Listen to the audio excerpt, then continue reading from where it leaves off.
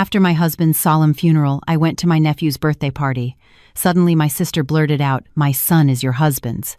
According to the will, I get half the house, which is worth $600,000. I just replied, okay. And I could barely hold back a smile because my husband, "Hello, my darlings. Drop what you're doing for a minute. I want to tell you a story that will make you see the people closest to you in a different light." I cried when I heard this tale. Write to us from wherever you're watching. We wish you a pleasant listen. After my husband's funeral, I went to my nephew's birthday party. It sounds absurd, doesn't it? How can you go to a party when your world has just collapsed, but when you're 35 and your husband was only 42, the normal rules of life stop applying. Everything becomes absurd. It had been exactly 1 week since I'd become a widow. What a word. Widow. Old, dusty, like a grandmother's china cabinet filled with last-century figurines. And now that's me, the widow Sophia Wallace. And I still have half a life ahead of me with that label. I didn't want to go anywhere, of course. I wanted to stay home, buried in the pillow that still held the scent of Leo. A mix of the woodsy cologne I'd bring him from my business trips, cigarette smoke. He'd sneak them on the fire escape thinking I didn't know, and something indefinably him so familiar. But my sister called the night before. "You have to come to Sam's birthday." Claire didn't ask. She stated it with that authoritative tone she'd mastered since high school when she was class president. "The kid is turning 5. He keeps asking for you. He shouldn't have to suffer because of your grief." I tried to refuse, but what was the point? My sister always got her way. That's how it was in our family. Claire's the youngest, let her have it. Claire has a difficult personality, be the bigger person. Claire is very emotional, don't argue with her. And I always gave in. I was the bigger person. I didn't argue. It was habit. "Sam is waiting for you," she added, with that special emphasis on the word waiting, designed to trigger my guilt. And of course it did. And Mom and Dad are worried too. They want to see that you're holding up. I agreed, though. Everything inside me recoiled at the idea of having to smile, nod through pitying glances, and pretend that life went on, as if you could just go on after Leo died. He didn't get sick. He didn't fade over months, giving me time to accept. He just died. An aneurysm, the doctor said.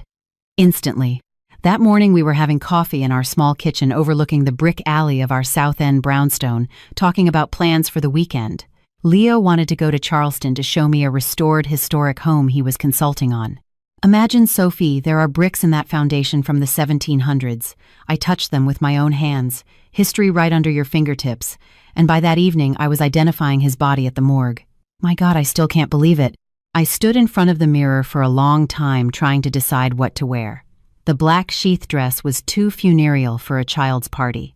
The navy blue suit I wore to my CPA firm was too formal. I finally settled on a knee-length gray wool dress, simple, decent, suitable for the chilly Boston spring. Leo loved that dress. He said it brought out the gray in my eyes. "My steel," he'd joke, wrapping his arms around my waist. I left our apartment in the heart of Boston, an old brownstone, high ceilings, thick walls you could barely hear the neighbors. We fell in love with the place at first sight, even though it needed a complete renovation. We spent all our savings, took out a 5-year mortgage, but we made it exactly as we'd dreamed. We restored the crown molding sourced reclaimed antique hardwood floors, even kept the old marble fireplace in the corner of the living room, though it no longer worked. Leo called our home a time machine. You step outside and you're in the Boston of a century ago. At the entrance, I ran into Mrs. Gable from the 5th floor, a neighbor who knew everything about everyone, always peeking from her window, monitoring the comings and goings. "Sophia, dear," she lamented, grabbing my hand with her gnarled fingers. "How is it possible? Such a good man, so proper. Didn't drink, didn't smoke." I kept quiet about the cigarettes on the fire escape. That was our little secret, Leo's and mine, like so many other things. "Stay strong, my girl. It's a long road. You'll find someone else yet." I pulled my hand away and hurried to the tea station. Those were exactly the conversations I dreaded. My parents' apartment was on the other side of the city in Quincy, a middle-class neighborhood in a generic building we moved to in '87. Dad got the apartment as part of his seniority package at the factory. 3 bedrooms felt like a palace after the cramped 2-bedroom on the outskirts of the city. I walked up the familiar stairs. The elevator only worked half the time, and Claire and I used to race to see who could get to the 6th floor first. I tried to put myself in the right frame of mind. Smile. Don't cry. Don't make a scene. For Sam, for my parents, and honestly for myself. Because if I broke, I would shatter completely, and there would be no force strong enough to put me back together. My mom, Helen, opened the door. She's a retired teacher, the same highlighted bob she gets every month at the same neighborhood salon. The same pearl necklace around her neck, a gift from Dad for their silver anniversary. "Sophia," she sighed, pulling me into a tight hug. She smelled of laundry starch and her classic perfume, which she stubbornly kept using despite all my attempts to gift her something more modern. "Why all those chemical smells?" she'd say. "This is a real perfume, not like that junk they sell now." Dad Thomas, a retired engineer, was in the hallway, tall, straight-backed with a military bearing, though he never served. He shook my hand silently, unshed tears in his eyes. He loved Leo. They would spend hours together fixing an old ham radio Dad had kept since the 70s. Leo would find parts at flea markets, and they'd sit on the balcony poring over schematics and replacing vacuum tubes. "How are you, honey?" he asked quietly. "Getting by, Dad," I lied. "That's good," he nodded. "Leo would have wanted you to keep going. He was a real man, dependable." I nodded, unable to answer. How could I keep going? I couldn't. 35 years old and my whole life in pieces. 13 years together, 10 of them married. We met at a charity auction at the Museum of Fine Arts. I was helping with the accounting. He was presenting a restoration project for an old cathedral. Our first date was a walk along the Charles River Esplanade. He spent half a month's salary to impress me. He told me he loved me on the roof of a Beacon Hill apartment he'd somehow gotten us access to. He proposed in the Boston Public Garden with the ring hidden in a bouquet of wildflowers. And then, our cozy little world which we built brick by brick, the renovation trips plans. Only one thing was missing: children. We dreamed of them so much, tried so hard. Countless doctors' tests, procedures, and finally a terrible diagnosis for Leo, after which it became clear we would never have children of our own. We talked about adopting, but always put it off. First, finish the renovation, then get more financially stable, then what would our parents think, and now it's too late. Everything is too late. In the living room, the guests were already gathered. A couple of neighbors, Claire's friends from college inseparable, Claire, Emma, and Catherine, and the parents of kids from Sam's preschool. The table was set, balloons floated near the ceiling. A banner reading "Happy Birthday, Sam" was handmade by Claire. She was always good at that stuff. Everything was as it always was, except my husband would never sit at that table again. He wouldn't entertain his nephew with coin tricks or tell an anecdote from his life as a restoration architect. He wouldn't make his favorite toast to strong walls and a warm hearth, which he repeated at every family celebration. His laugh wouldn't be there, nor his hand on my shoulder, nor his whisper, "Hang in there, we'll be home soon," after 4 hours of a family gathering. Sam, a curly-haired 5-year-old with Claire's green eyes and a snub nose, ran to me as soon as I entered the room. Aunt Sophie, look what I got. He showed me a toy bulldozer. But where's Uncle Leo? He promised to show me how to solder wires." The room fell silent. You could hear the tick-tock of the old grandfather clock in the hall, a family heirloom. Claire startled so much she almost dropped a tray of mini quiches. "Sam, I already explained," she began with a forced smile. "Uncle Leo went far, far away. On a trip. Like when Daddy Mark goes." Mark was Sam's father, from whom Claire had separated shortly after the boy was born. He was a long-haul trucker, rarely showed up, sent money sporadically. For Sam, his dad was like Santa Claus. He came once every 6 months with gifts, threw a party, and disappeared. I knelt in front of my nephew and took his small hands in mine. They were warm and sticky from candy. "No, sweetie, Uncle Leo, I couldn't bring myself to say the word to a child. Death. Dead. Passed away." Any version sounded horribly wrong when it was about someone who just a week ago was teaching him to throw paper airplanes from the balcony. "He's in the sky now. And he's watching over you from up there." "Like an astronaut?" Sam asked, seriously, frowning. The exact same way Leo frowned when he was concentrating on a difficult problem. The gesture pierced my heart. "Yes, a little like an astronaut," I said, a lump forming in my throat. "Except, you don't come back from there. Ever." Ever, a glimmer of understanding shone in his green eyes. "Ever," I confirmed, and my voice trembled. Claire quickly scooped him up into her arms.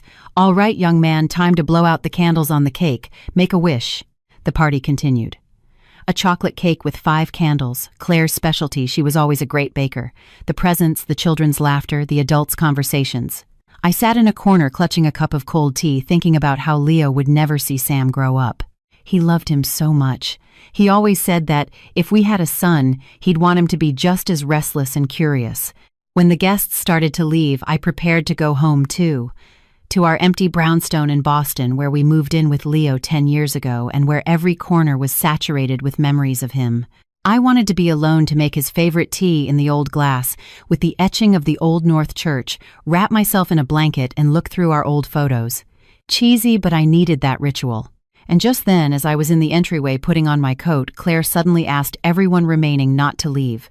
Her voice sounded strangely solemn, and I immediately sensed something bad was coming. I always had a sixth sense for Claire's dramatic moments.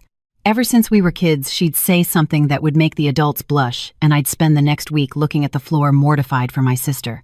"I have an important announcement," she said, looking not at me but over my head. "I think now is the time to tell the truth since we're all here." Mom looked at her with concern. "Claire, don't you think today isn't the right day Sophia is in mourning?" "No, Mom, especially today." Claire lifted her chin with that stubbornness she'd had since she was a little girl about to do something forbidden, since we're talking about inheritance and all that. "What inheritance?" I was surprised. No one had been talking about inheritance. "We need to," Claire cut in. "Sam is Leo's son." A silence so thick it felt like you could touch it fell over the room. The old grandfather clock suddenly stopped ticking, or at least it seemed that way to me. "What nonsense are you talking about?" I blurted, feeling the floor give way beneath me. "The truth." Claire looked me straight in the eye, green against my gray. Our eternal staring contest. Leo and I had a brief affair when you two were temporarily separated 6 years ago. Remember when you went to a 2-month work training in Chicago? Well, that's when it happened. Sam is his son, and by law, he's entitled to his father's inheritance. I glanced at my nephew. He was sitting on the floor playing with his new bulldozer, thankfully not listening to the adult conversation. "Are you crazy?" Dad's voice cut through the silence. "What kind of nonsense is this?" "It's not nonsense," Claire said, pulling a folded paper from her purse. "I have a will." Leo acknowledged his paternity. "I'm entitled to half the brownstone $600, 000, as the representative of his son." I stepped forward and snatched the paper from her hands. Something resembling a will, a notary's seal, a signature that vaguely resembled Leo's. "This is a fake," I said firmly. "Have the notary verify it if you don't believe me," Claire shrugged. "But believe me, little sister, it's better to settle this peacefully without lawyers.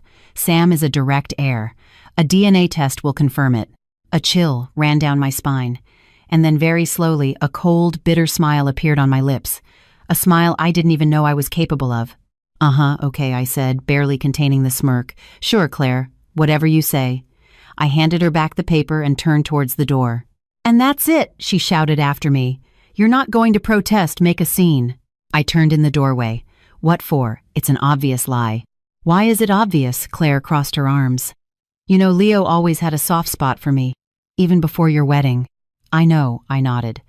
"And I also know something else, something you don't know, because my husband was completely sterile after a surgery he had in his youth, and that was our biggest secret and our greatest pain, a secret that not even our parents knew, a secret that is now going to work in my favor."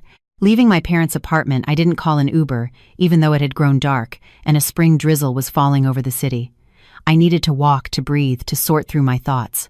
A residential neighborhood, the kind of suburb that in the 80s was considered the edge of Boston and was now just another stop on the commuter rail among thousands. Tall apartment buildings, identical playgrounds, soulless strip malls, and a pharmacy on every corner. Everything the same as it was 30 years ago, just with brighter signs and more cars. I walked through the familiar courtyards, dodging puddles, a whirlwind of thoughts in my head. Claire, Leo, Sam, the will, $600, 000, sterility, betrayal, a lie. Leo always said Claire was a handful. "Your sister is like a hurricane," he'd joke. "You never know where she's going to hit or what damage she'll cause." But this, not even in my worst nightmares, could I have imagined she was capable of something so vile. To claim she had an affair with my husband, that Sam was his son, that she was entitled to our brownstone, the brownstone in the heart of Boston. It all started with that place. When Leo and I first got married, we rented a tiny apartment on the outskirts. An old house, nosy neighbors, all that charm. I remember the day so clearly when our elderly neighbor, Mrs. Martinez, a sweet 80-year-old retired ballerina, invited us for tea. "Kids," she said, "I have a proposal. My niece in Miami knows a realtor. They're selling a place downtown. It's old, neglected, but the ceilings are high and the location is prime." And best of all, it's cheap because the owner died and the heirs in Florida need the cash fast. We went to see it without much hope. A prime location, the price must be through the roof.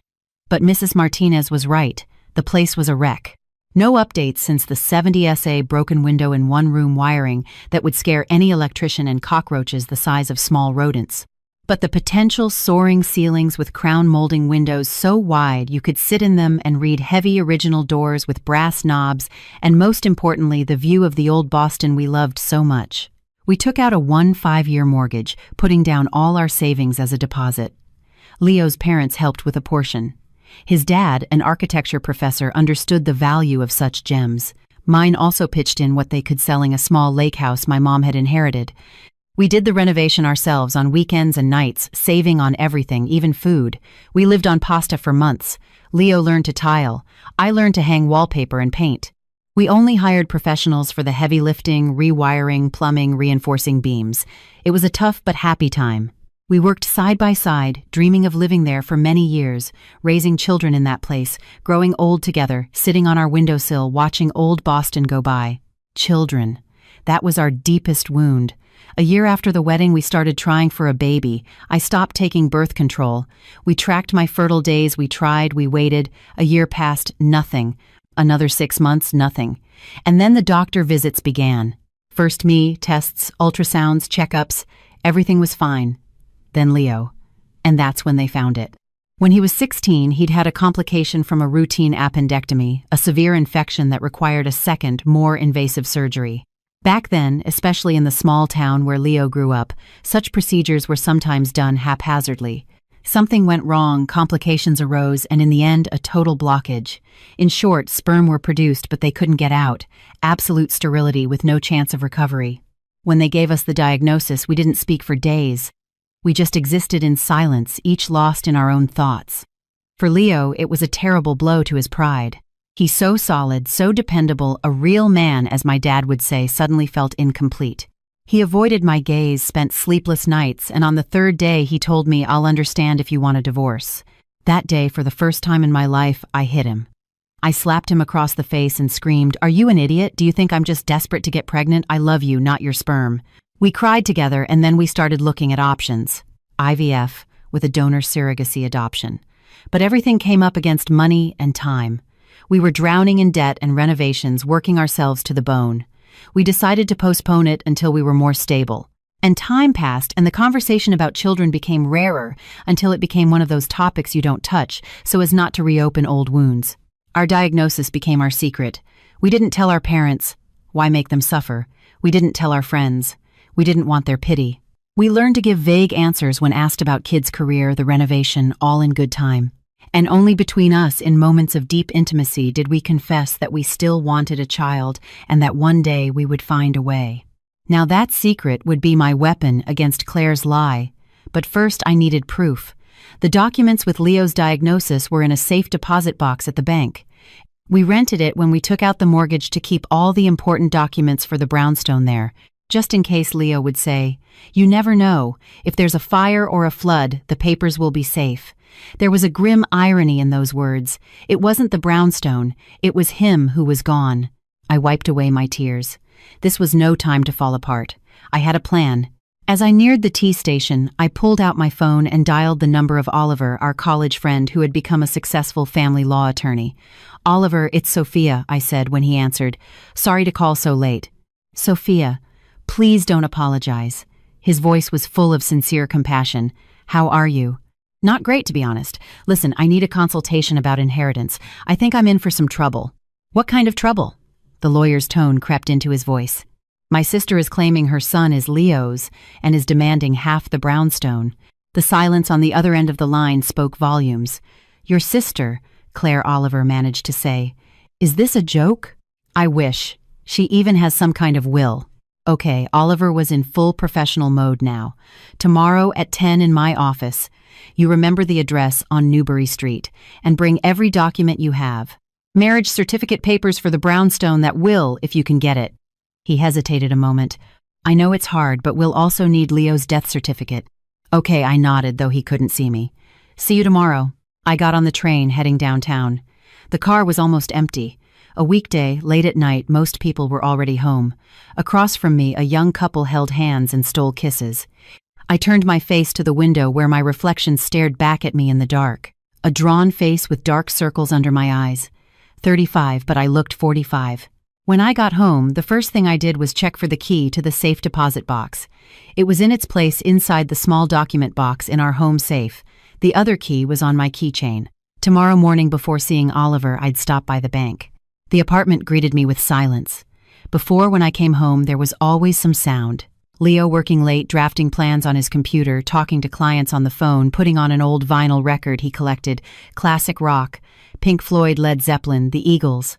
Now silence. A crushing silence. I went to the kitchen and put the kettle on, moving on autopilot. In the fridge, traces of a former life, a container of the soup I'd made last Sunday, a yogurt Leo liked, a bottle of white wine opened for our last dinner together. I slammed the door shut, unable to look at those memories. I made tea in his glass mug with the antique silver holder, etched with the image of the Old North Church. Leo had found it at a flea market in Cambridge, and from then on, only drank tea from it. A real Boston mug, he'd joke. I went out onto the fire escape with my tea wrapped in a blanket. The spring night in Boston spread out below, the glow of streetlights, few passers-by, the dark shadows of old trees. We had spent so many nights out here together, dreaming, making plans, or just watching the city in silence, and now I was alone, and instead of future plans, I had a plan for justice.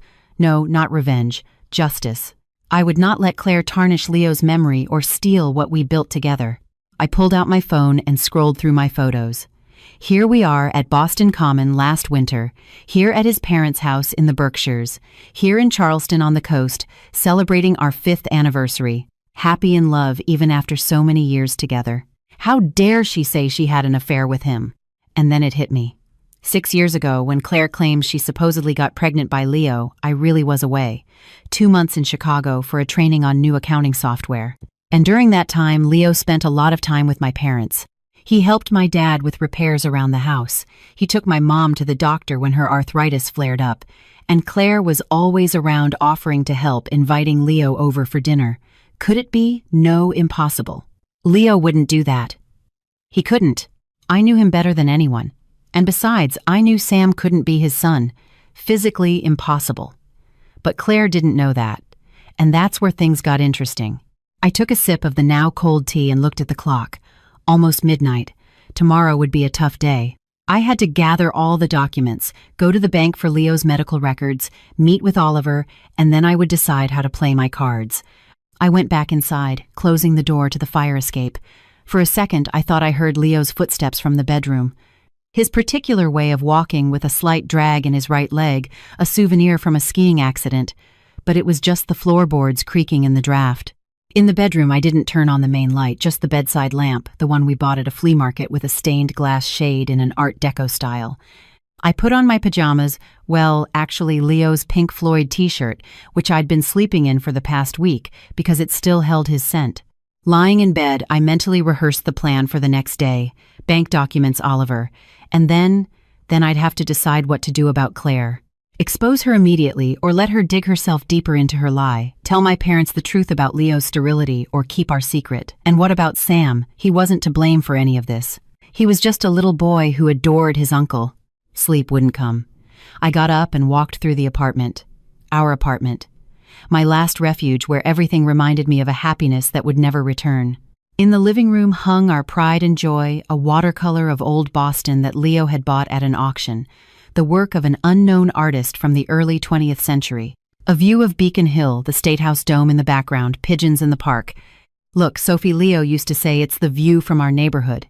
It means that 100 years ago, an artist stood more or less where our house is today and painted what he saw. And now this painting has come home. The circle is complete. On the mantelpiece, framed photos. Our wedding. Me in a simple white dress, Leo in a dark blue suit. Both of us laughing because it started to rain right at that moment. The photographer was cursing, and we were happy. Rain on your wedding day, good luck for sure. Family photos. My parents, Leo's parents, all of us together at their house in the Berkshires. And a photo with Sam. Leo was carrying the 3-year-old on his shoulders, both of them roaring with laughter. He truly loved him. That was true. He often said, "If we had a son, I'd want him to be just as mischievous and curious." Lately, we had started talking about having a child again. The brownstone was almost paid off. The renovation was finished. We were financially stable. I had been promoted to CFO at my firm. Leo had opened his own architectural restoration practice, and he was flooded with projects. We were already looking at adoption agency websites, reading stories from adoptive parents. "This year," Leo said 2 weeks before he died, "this year we'll do it." We didn't. We ran out of time. I went back to the bedroom. I lay down, closed my eyes. My sister's face appeared before me. With that self-satisfied smirk, her green eyes narrowed, her chin held high. All her life, she wanted something of mine. Our parents' attention, my toys, later boyfriends, jobs. Always competing, envying, trying to prove she was better. And now she wanted the most precious things, Leo's memory, our home, our future. She wouldn't succeed. This time I wouldn't give in. This time I had proof, and I would use it to put Claire in her place once and for all. With that thought, I finally drifted into a restless sleep in which Leo was calling my name, and I couldn't reach him because between us stood Claire holding Sam in her arms, laughing and laughing and laughing. The morning dawned damp and cold. A typical Boston spring, no longer winter, but still far from warm. I woke up with a headache and the strange feeling that Leo was still in the apartment. Those first few seconds after opening my eyes were the worst. That moment when consciousness hasn't fully kicked in and you think everything is still the same, that any minute he'll walk in with 2 cups of coffee just like every morning. But reality is unforgiving. Leo was gone and I had an important day ahead of me. I forced myself to get up, shower, get dressed. I chose a severe gray suit, the same one from his funeral. It felt symbolic. Today I would begin to bury another part of my life, my relationship with my sister. "You're here bright and early," the bank guard said, as I walked in right at 9 a.m. When they opened, an older woman with a tired gaze and gray hair neatly coiffed, probably my age, but she looked older. Leo and I had an account at this bank and the safe deposit box too. A small private bank in downtown Boston in an old building with a historic feel. Moldings on the ceilings, marble windowsills, stained glass in the windows. Leo chose it precisely for that atmosphere. "I need to access my safe deposit box," I said, handing over my ID and the access card. The woman verified the details and nodded. "Go ahead, Mrs. Wallace. Valerie will assist you." A young employee, Valerie, led me to the vault. I walked behind her, clutching the key to the box in my hand. My heels clicked on the marble floor, echoing in the empty morning corridors. Valerie chattered about the rain, about how early it had warmed up this year. I nodded without listening. The vault was a separate room, with metal drawers of various sizes embedded in the walls. Valerie inserted her key into our box's lock. I inserted mine. 2 turns, and the metal drawer slid open. "I'll wait outside," the young woman said. "Let me know when you're finished." I was alone. Inside the box, neat stacks of documents in clear folders, everything systematized, labeled in Leo's clear architect's handwriting. Papers for the brownstone insurance policies, copies of birth and marriage certificates. The real will signed before a notary 3 years ago where Leo left everything to me, the paid-off mortgage contract, and in a corner a blue folder labeled medical documents. I took out the folder and opened it. There they were. All the reports from Leo's diagnosis, the medical conclusions, the semen analysis results confirming azoospermia, a complete absence of sperm in the ejaculate. The most recent one was dated last year. We had ourselves checked every so often with the secret hope of a miracle that never came. I put the entire folder in my purse. Then I took Leo's real will. I would need it for the meeting with Oliver. I left the rest in the box. I had our marriage certificate at home. The rest wasn't necessary for now. I was about to close the box when I noticed an envelope I had never seen before, thick, cream-colored paper with no writing on it. I opened it. Inside was a folded sheet of paper, Leo's handwriting. "Sophie, my love, if you are reading this letter, it means something has happened to me. I hope we are just going through old papers 30 years from now and you are laughing at my paranoia. But if not, I want you to know these 13 years with you were the best of my life. You gave me everything a man could dream of. Love, support, a home, a purpose. The only thing I couldn't give you was a child, and that is my deepest regret. But there is something I must tell you. Your sister. 6 months ago when you went to Chicago for work, she came over saying she was looking for some of Mom's recipes. She drank almost a whole bottle of wine and started coming on to me. She said she had always wanted me, that you would never know, that it would be our secret. I threw her out, but she threatened to make something up to break us apart if I told you. I didn't want to worry you or ruin your relationship with her, so I kept quiet. But now I think I was wrong. Your sister is dangerous, Sophie. Be careful with her. Whatever happens, remember I only ever loved you. Always. Your Leo.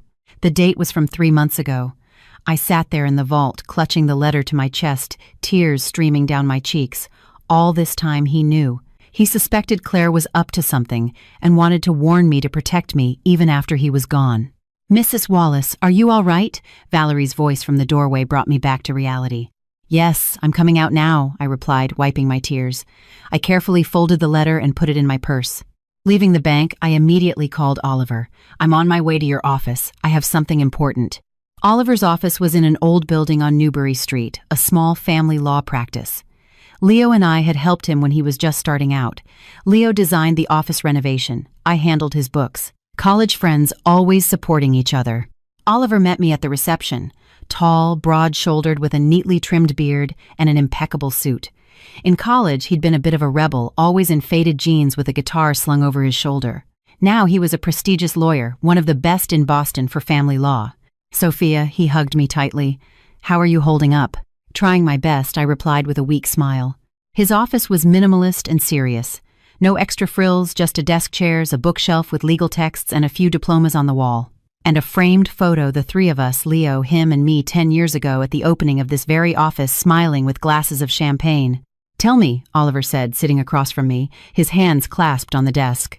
I laid out all the documents in front of him, Leo's real will, the medical reports proving his infertility, and the letter I found in the box.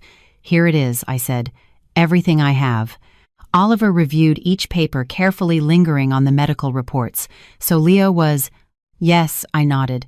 "Completely sterile, no possibility of fathering a child. Sam can't be his son. And the supposed will your sister showed you." I didn't see it in detail, just a glance, but everything suggests it's a forgery. Oliver leaned back in his chair, drumming his fingers on the table. "You know that's a serious accusation. Forging a will is a felony. Are you prepared to go all the way?" I thought about it. Was I really ready to take my own sister to court, to send her to prison, to make Sam the son of a convict? I don't know, I confessed. I want justice, but I don't want to destroy the boy's life.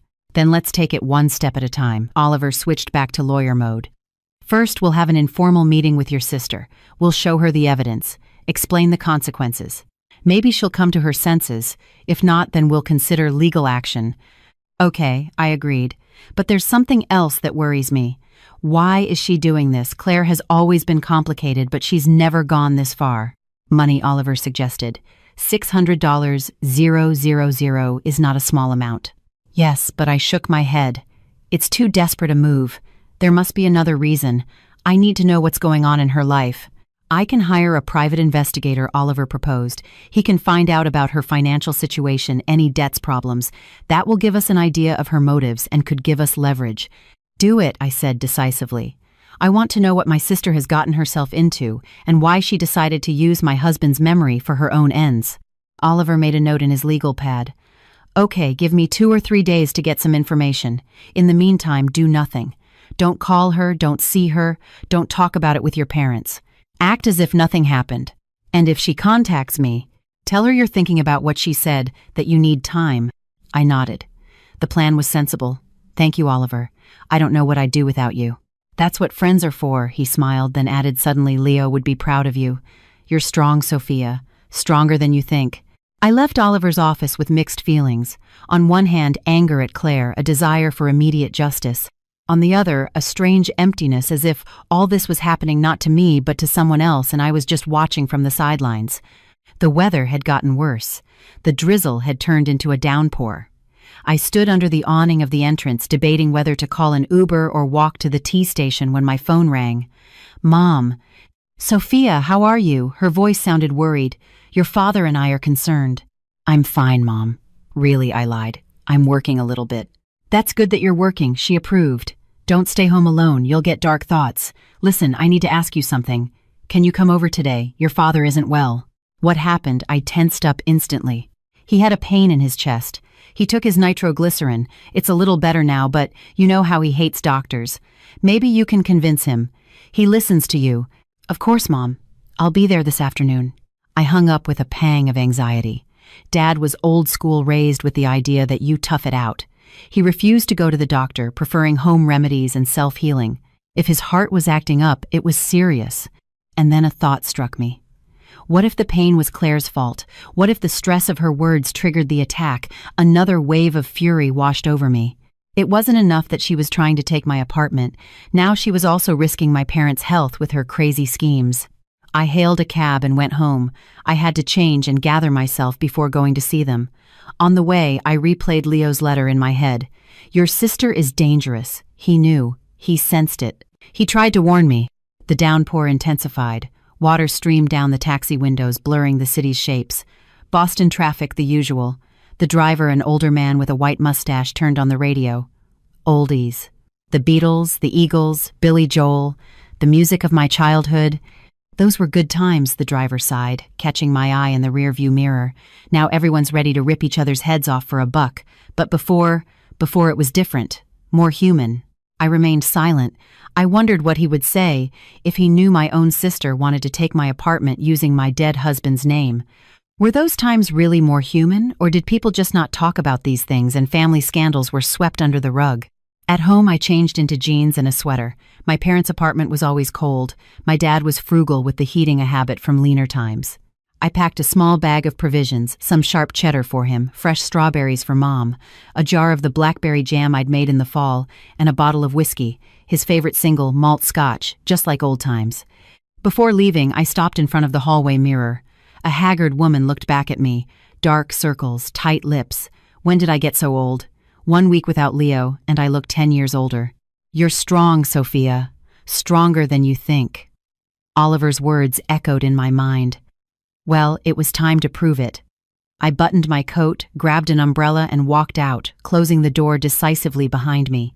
Ahead of me lay a conversation with my parents and the first step toward justice. I arrived at my parents' apartment in Quincy at 6 p.m. It was still raining, turning the streets into rivers. The buses threw up sprays of water with their tires, pedestrians hugged the walls under their umbrellas. I walked up to the 6th floor. The elevator, as usual, was out of service, an old childhood habit counting the steps. 108. Claire and I used to run up them, taking them 2 at a time. Now I was panting at each landing. Mom opened the door wearing the same floral housecoat I'd known my whole life. A ladle was in her hand, the smell of soup wafted from the kitchen. Wednesdays were always soup night, a tradition as fixed as the seasons. Sophia, she hugged me, smelling of classic perfume and fresh herbs. Come in, honey. Your father's in the living room. Dad was in his favorite armchair by the window, old, upholstered in worn brown velvet, the seat sunk in the armrests, shiny from use. He was reading the Boston Globe. He'd had a subscription since the 80s refusing to get his news online. You can hold a newspaper, he'd say. This internet stuff of yours, it's here today, gone tomorrow. Dad. I went over and kissed his cheek rough with a day's stubble. How are you? Fine, he grumbled, putting the paper aside. Your mother made a drama out of nothing. Just a little twinge. Who doesn't get those? A twinge that left you as pale as a sheet, Mom retorted from the kitchen. I could barely find the nitroglycerin pills, you hide them all over the place. Bah, he waved his hand dismissively. At my age, half the country carries nitro in their pocket. Nothing unusual. I sat on the sofa across from him. Dad, you should see a doctor, just in case. Not a chance. He straightened up in his chair and I noticed a fleeting grimace of pain. Those doctors, all they do is take your money and tell you to come back in 6 months. I know their game.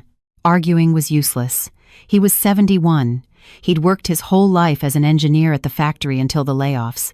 After that, he'd made do with odd jobs, repairing appliances, working as a security guard.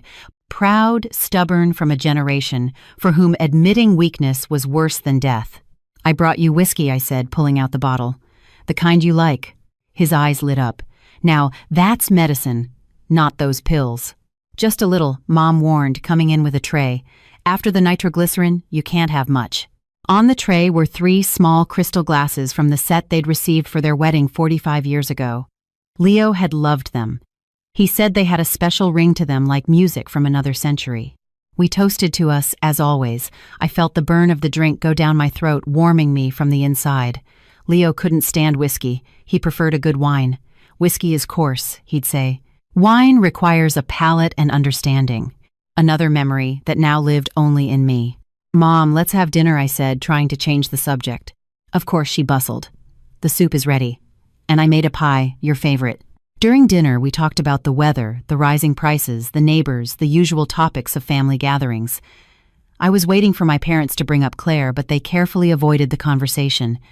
Only when Mom went to the kitchen for tea did Dad lean towards me and ask in a low voice, what did Claire make up about that inheritance? I tensed. What did she tell you? Nothing, he shook his head. After that night, she hasn't called or come by. But I'm not blind, Sophia. I can see something's wrong. Sam Leo's son. Pure nonsense. Nonsense, I agreed. And soon everyone will understand that.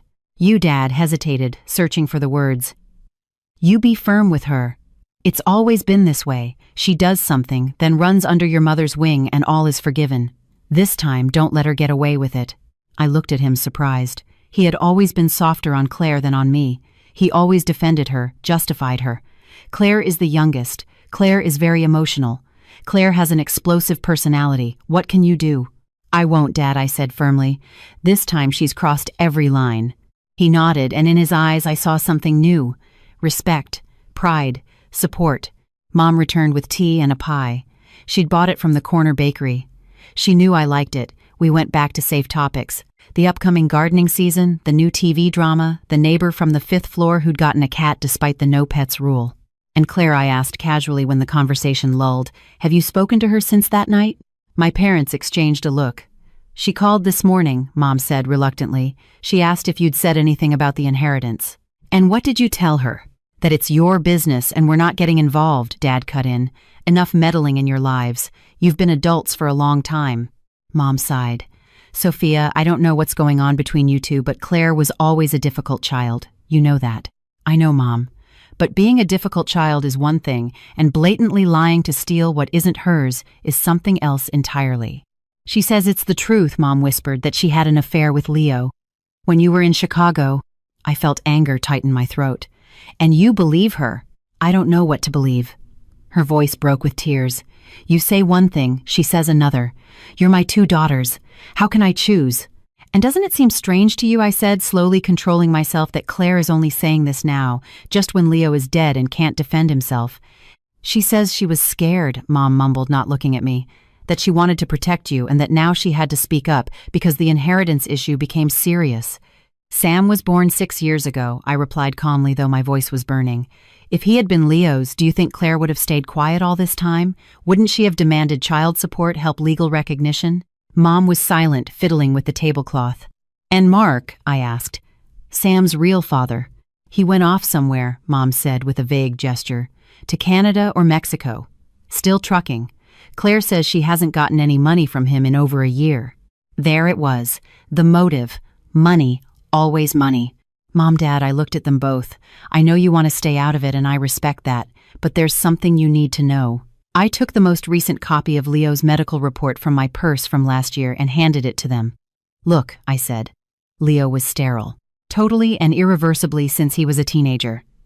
A botched surgery left him unable to have children. Ever. Under any circumstances. Mom took the paper with trembling hands, put on her glasses and read.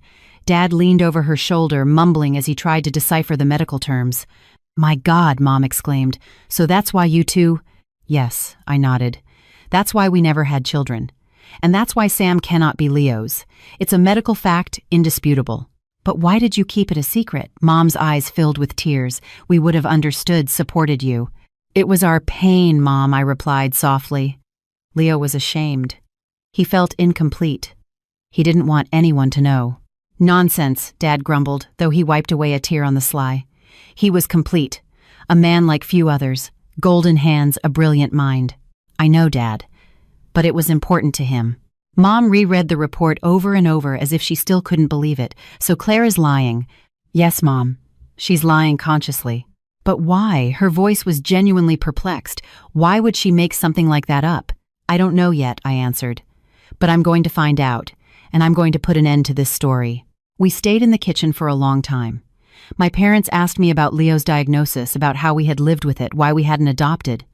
I answered honestly. For the first time in many years, I spoke openly to them about that side of our life with Leo. We were going to, I said. This year, Leo was finally ready. He had accepted his situation. We had even started gathering the documents. My voice broke and I fell silent. Mom put her arm around my shoulders. Sophia, my dear daughter, how much you've had to bear. And all alone, keeping it all inside. Not alone, I shook my head. With Leo. He was my support, my everything. We talked until well past midnight. As I was getting ready to leave, Dad suddenly said, "Stay the night. It's late, the tea isn't running. Your old room is free." My room. I hadn't slept there in 10 years since Leo and I bought the brownstone, but Mom supported the idea. "Really, Sophia, stay. The bed is made. I air out the room every week." I agreed. I didn't have the strength to cross Boston. My old room greeted me like a preserved past. Rock band posters on the walls, shelves with books, the old desk where I studied for exams. Mom really did keep it spotless. No dust, clean sheets that smelled of lavender, even a vase with artificial flowers just like in my childhood. I lay down in the narrow twin bed, pulling up the wool blanket I'd known since I was a girl. How many nights had I spent there dreaming of the future of love, of a family of children? It's funny how life mocks our dreams. My phone buzzed. A text from Oliver. "Found something interesting about your sister. Let's talk tomorrow." I didn't reply. I was exhausted. Tomorrow. I hoped all of this would be over soon, that justice would prevail, that Leo's memory would remain untarnished. With that thought, I sank into a deep, dreamless sleep, the first peaceful one in a week. The day began with the smell of bacon and coffee. Mom always got up early to make breakfast, a habit from when Claire and I were in school and Dad went to work at the factory. Now she cooked for herself and Dad, but always made extra just in case one of the kids, the grandson or a neighbor, dropped by.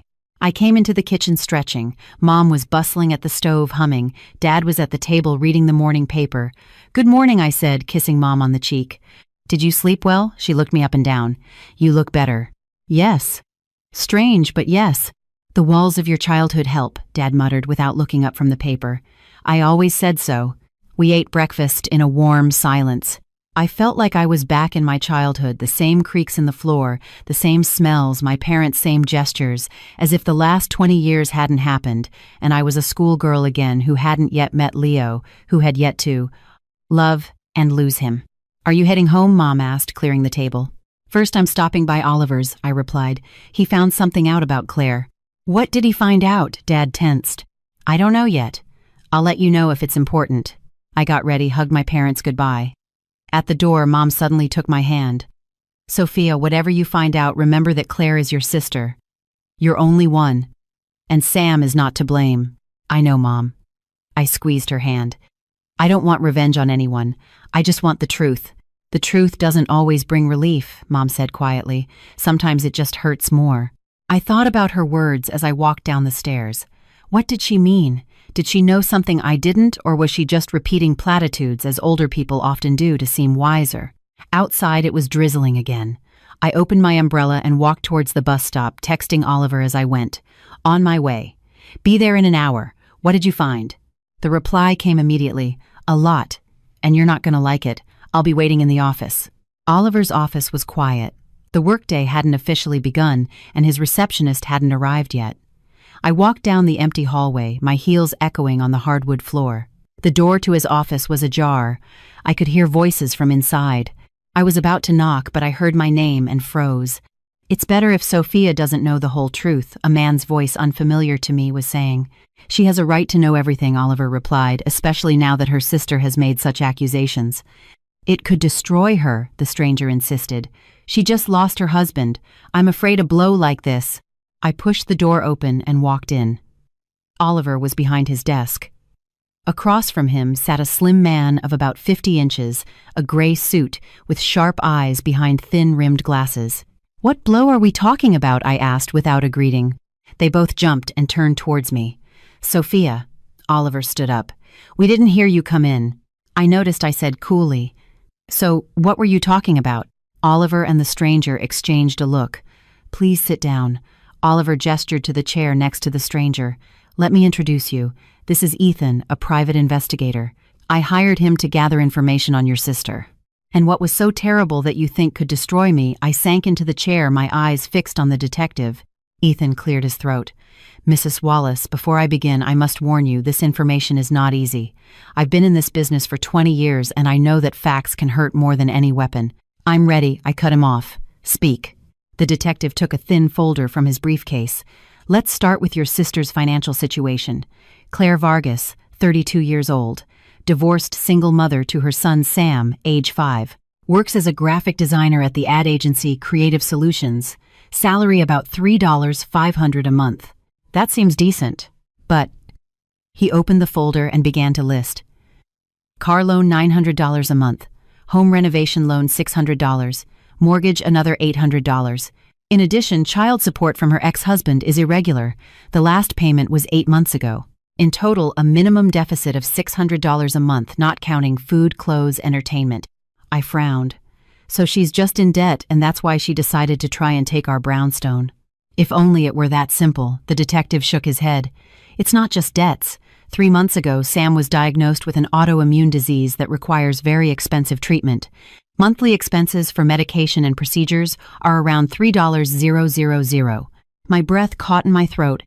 Sam is sick, seriously. Unfortunately, yes, Ethan nodded. The condition is manageable, but it requires continuous treatment. Insurance covers only the basics. The rest is out of pocket. Claire didn't tell us anything, I murmured, trying to process the information. My parents don't know. She's hiding it, the detective continued. According to my sources, only her friend Emma Moreno knows. She works at a pharmaceutical company and helps her get discounted medication. I remembered Emma. She and Claire had been inseparable since college. Claire, Emma, and Catherine. Emma was always the most sensible one with a good job at a pharma company. It made sense that Claire would turn to her. All right, I composed myself. So Claire is in debt, Sam is sick, she needs money. That explains her motive. But why make up something so twisted? Why not just ask for help? Oliver and the detective exchanged another glance. What is it? I asked impatiently. What else did you find? Ethan turned a page in his folder. We looked into Mark Gonzalez, Claire's ex-husband and Sam's legal father. It's true he works as a trucker currently in Canada, but there's a detail. According to medical records, he has blood type AB negative. Sam is A positive, and Claire is B positive. What does that mean? I'm no expert in genetics. It means Mark Gonzalez physically cannot be Sam's father, the detective explained. Genetically, it's impossible. I leaned back in my chair, trying to understand.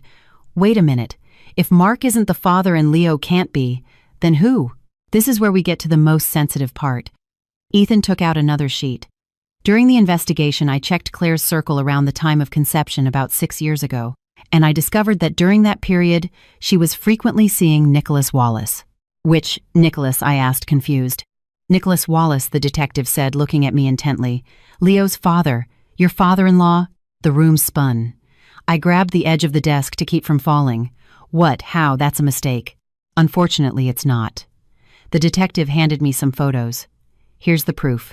They met at the Four Seasons Hotel at least 5 times over 3 months. The dates coincide with the time of conception. I stared at the images in disbelief. Claire and Nicholas Wallace. That elegant 60-year-old man, an architecture professor, cultured, refined, entering the hotel with her holding hands, leaving together hours later. In another photo at a restaurant, him kissing her hand. In another, sitting on a park bench, her head on his shoulder. It can't be, I whispered. It's impossible. I double-checked everything the detective said in a gentle voice. There's no mistake. I even checked Nicholas Wallace's blood type from his medical history against Sam's. They are compatible for paternity. I was stunned. Nicholas Wallace, the man I adored like a father, had an affair with my sister. He could be the father of her son. But at family gatherings, they never showed any sign of knowing each other, I mumbled. They always acted like strangers. That's common in secret relationships, the detective nodded. People are most careful to hide them when they are inappropriate. So Claire is trying to blackmail the Wallaces. That's why she made up the story about Leo. Not exactly. Ethan turned another page. I found a conversation between Claire and her friend Emma. Read it yourself. He handed me a printout of some text messages. I began to read. Claire, Emma, I'm desperate. The medicine is $3K a month. Where am I supposed to get that? Emma, what about Mark? Claire, forget that loser. 8 months and not a dime. Besides, he's not Sam's dad, you know that. Emma, and the real father, can't you ask him for help? Claire, are you crazy? He's married, has a reputation, and besides, he died a month ago. Emma, who? Nicholas Wallace. Claire, yes, heart attack. Now there's no hope. Emma, what about his family? Could you tell them the truth? Claire, who? His wife Eleanor. Or Leo, hey, your dad is the father of my child. That's absurd. Emma, but Sam is his blood. They should help. Claire, you know what? I just had a better idea. The chat log ended there. I looked up at the detective. When was this? 3 days before Leo's death, he replied. And there's something else interesting. Nicholas had a life insurance policy, a considerable sum, $1.5 million. The primary beneficiary was his wife Eleanor. But a week before his death, a will appeared at the insurance company in which part of that sum, $600,000, was to go to Claire. A will, I repeated, as fake as the one she showed me. Probably, Ethan nodded. The insurance company doubted its authenticity and opened an investigation. Then Nicholas died and Claire was denied the payout due to insufficient proof of relationship to the deceased. And so she turned to Leo, I deduced. Exactly, the detective confirmed. According to my data, she forged Leo's will right after his death. And how did she know about his infertility? I interrupted. That was our secret. It's possible from Nicholas himself, the detective surmised. If they had a close relationship, he might have told her about his son's problems. I covered my face with my hands. My head was spinning with all this information. Nicholas and Claire, Sam Nicholas's son, forged wills, Sam's illness, Claire's desperate attempts to get money for his treatment. What should I do now? I asked more to myself than to them. You have several options, Ethan said. 1, report the forgery to the police. 2, talk to your sister and offer her a deal you don't press charges and she drops her claim on the brownstone. 3, go to Mrs. Eleanor Wallace Nicholas's widow, tell her the truth, and face the problem together. I shook my head. Eleanor. She just lost her husband, then her son. This would kill her. Then you have the first 2 options, the detective nodded. Oliver, who had been silent the whole time, finally spoke. Sophia, I understand you're in shock, but you have to make a decision. Claire won't stop. If she's already forging documents, it means she's desperate. And a desperate person is capable of anything. I got up, walked to the window. Outside, life went on as usual. The same old Boston, people rushing cars, honking a drizzle falling, a simple, clear world. And in mine, everything was upside down. I need to think, I said. And I need to talk to Claire in person. Alone. That could be dangerous, the detective warned me. She's cornered. She's my sister, I affirmed. Whatever she's done, I have to give her a chance to explain herself. Oliver nodded. I understand, but at least let me arrange the meeting on neutral ground, a cafe or right here in the office. All right, I agreed. Here, tomorrow, I'll contact her. Oliver picked up the phone. What reason should I give for the meeting? Tell her I'm willing to discuss a peaceful settlement of the inheritance, I replied. She'll come. Leaving Oliver's office, I didn't go home. My feet took me towards the parks. I walked through the streets of Boston, then through the public garden, then along the Charles River, the favorite route of my walks with Leo. The drizzle turned into a downpour, but I barely noticed. In my head, fragments of thoughts swirled, stray phrases, memories that now fit into a completely different picture. Leo, my beloved husband, the center of my universe for 13 years. Did he know about his father's relationship with my sister? Did he suspect that Sam was his half-brother, not his nephew? What did he feel when he looked at that little boy who so resembled him? Nicholas Wallace, elegant, cultured, refined. How could he have gotten involved with my flighty sister 30 years his junior? What was he thinking when he went into hotels with her, when he kissed her hand in restaurants? Did he really love her, or was it just the adventure of an older man with a young woman? Claire, my sister with whom I shared a room, secrets, dreams. How could she with my father-in-law? And then that lie about Leo, the attempt to take our brownstone. And all for what? For money to treat her son? And Sam, an innocent child who knows nothing of the sins of adults. Sick and in need of help. I stopped in the middle of the park, soaking wet. What will I say to Claire tomorrow? How will I look her in the eye? What words will I start with? I know everything. Too dramatic. How could you? Too accusatory. Let's talk about Sam.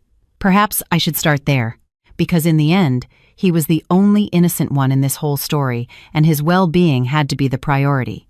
I took out my phone and dialed Oliver. Everything okay? He asked. Yes, I replied. The meeting with Claire is tomorrow at 11, right? Yes. Good. And one more thing. I need information on Sam's illness. Full diagnosis, prognosis, treatment costs. Can your detective get that? Of course, Oliver replied. But why do you need it? I have a plan, I said. I'll tell you tomorrow. Right now, I have to do something else. I hung up and dialed another number. Eleanor Wallace's Leo's mother. My mother-in-law who had just lost her husband and her son who didn't know her husband had an affair with my sister that she had a grandson. Sophia, her voice sounded tired. How are you, dear? I'm fine, Eleanor, I replied. And you? Getting by. I work during the day, cry at night. That's how it goes. Eleanor, can I visit you tonight? I need to talk to you. Of course, dear. I'll expect you for dinner. I put the phone away and walked towards the tea. The rain was still falling, but I didn't feel it. I already had a plan. Risky, difficult, but the only right one in this situation. Tomorrow, a tough conversation with my sister awaited me. But tonight, another no less tough conversation awaited me with my mother-in-law. The truth always hurts, but sometimes it's necessary. Like surgery, it causes pain, but it saves a life. Eleanor lived in the professor's apartment right in the heart of Beacon Hill, a spacious 4-bedroom apartment with high ceilings and bay windows. Nicholas had inherited it from his father, also an architecture professor, and it held the memories of several generations of intellectuals. Antique mahogany furniture, paintings in heavy frames, floor-to-ceiling bookshelves filled with old volumes. I took the elevator to the 6th floor and stood for a moment in front of the door, gathering my courage. The antique mechanical doorbell rang with a harsh clatter deep inside the apartment. Eleanor opened the door. A tall, imposing woman of 65 with silver hair, pulled back in a tight bun, dressed in a sober black dress. Leo always said he inherited his love of antiques from his mother, Sophia. She embraced me with her dry but firm arms. Come in, take off your coat. You're soaking wet. I'll get you a towel. The apartment smelled of freshly brewed coffee and baked goods. Eleanor always baked when she was sad. It was her way of coping with grief. And now, after losing her husband and son within a few months of each other, she must have been spending hours in the kitchen. Thank you. I took off my shoes, hung my wet coat on the rack. I wasn't expecting such a downpour. Spring, she nodded. The most unpredictable season in Boston. Come to the kitchen. I just took a cake out of the oven. The professor's kitchen was large, but unrenovated. The same 1970s cabinets, the same formica-topped table, the same gas stove that had probably been there since Eleanor's youth. She never agreed to renovations or rearrangements. She considered them an unnecessary expense. What matters is that everything is clean and works, she used to say. And indeed, despite the old furniture, the kitchen was sparkling clean. Sit, she pointed to a chair and started serving. Tea, coffee. Tea, please. I settled into the chair, watching her precise, economical movements. Eleanor prepared the tea in an antique porcelain teapot, a true heirloom from her grandmother. She cut the cake, served it on plates, brought out a thick guava jam. Tell me. She sat across from me, resting her chin on her hand. Did something happen? You look worried? I took a deep breath. Where to begin? How do you tell this woman that her husband cheated on her with your sister, that he had a child out of wedlock, that this child was sick and needed help? Eleanor, I began cautiously, have you ever seen my nephew Sam? She thought for a moment. I think so. At Leo's birthday party last year, a charming boy, curly-haired, very active. Why? Did you think? I searched for the words that he looked like someone in your family. My mother-in-law frowned. What are you getting at, Sophia? I took a recent photo of Sam from his 5th birthday out of my purse. I handed it to her. Look closely. Who does he remind you of? She took the photo and examined it. Surprise, bewilderment, and then something like fear appeared on her face. He looks like Leo as a child, she said in a low voice. The same curls, the same shape of the eyes. But how? He doesn't look like Leo, I replied gently. He looks like Nicholas. Or rather, he looks like Leo to the extent that Leo looked like his father. Eleanor turned pale. Her hand holding the photo trembled. What are you implying? Eleanor. I gathered all my courage. I have reason to believe that Sam is Nicholas's son. The silence that fell in the kitchen was so thick it seemed tangible. Not even the ticking of the clock on the wall could be heard. Eleanor remained motionless. Only her fingers tightened on the photo until they turned white. This is some absurd joke, she finally murmured. If only it were, I sighed. I have proof. 6 years ago, Nicholas was secretly seeing my sister Claire. There are photos, witnesses, the dates match Sam's conception. She shook her head. That can't be. Nicholas was always faithful to me. 35 years. Eleanor. I gently touched her hand. I wouldn't be telling you this if I wasn't sure. And if there wasn't a very serious reason. What reason? Her voice sounded dull, distant. Sam is sick, I replied. An autoimmune disease. It requires expensive treatment. Claire is desperate. And so you come here to tarnish my husband's memory, her eyes flashed with anger, to force me to pay for someone else's child. No, I hardened my voice. I came because I believe you should know the truth, and because Sam is part of your family whether you like it or not. Eleanor stood up abruptly and went to the window. Her straight back, her tense shoulders betrayed the storm she was holding inside. A professor's wife used to maintaining composure in any situation. You come to tell me this a month after my son's burial, 3 months after my husband's death. Her voice trembled. I know, I nodded, and I'm very sorry. But there's something else you need to know. I told her about the scene at Sam's birthday, Leo's fake will, her previous attempt to claim part of Nicholas's insurance with another forged will, and that tomorrow I would be meeting with my sister, still not knowing what to do. Eleanor listened without interrupting. When I finished, she returned to the table, sat down, and clasped her hands in front of her. Are you sure Leo was sterile? She asked suddenly. Completely, I nodded.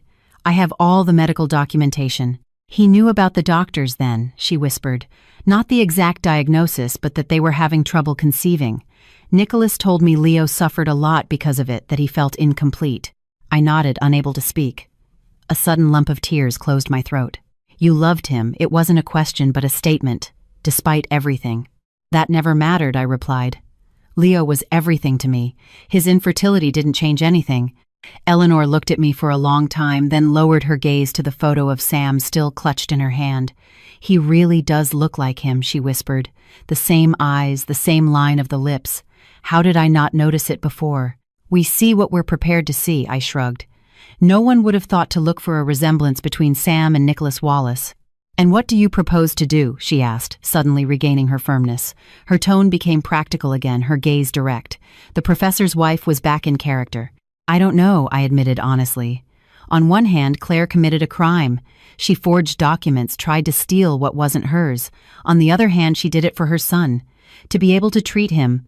She could have come and asked for help directly, Eleanor retorted harshly. If Sam is really Nicholas's son, if she can prove it, why all this circus of lies and forgeries? Pride, shame, fear, I ventured. Claire was always complicated. Maybe she just didn't know how you would react. My mother-in-law fell silent, drumming her fingers on the table.